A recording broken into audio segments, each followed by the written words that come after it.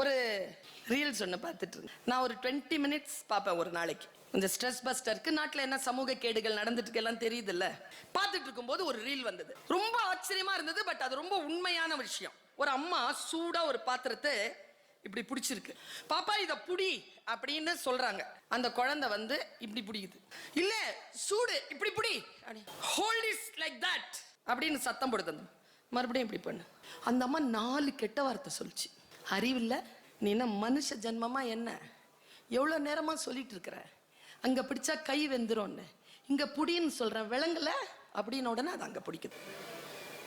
First சொன்ன ஏன் விளங்கல உனக்கு? ஏன் விளங்கல தெரியுமா? ரகசியத்தை இன்னைக்கு சொல்றேன்.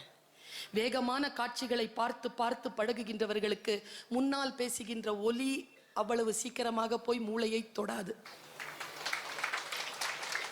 அப்படியே மந்தமா இருக்கும். திட்டுனா தான், சத்தம் போட்டா தான் உன்னை புரியணுமா? மெலிதா சொன்னா புரியாதா?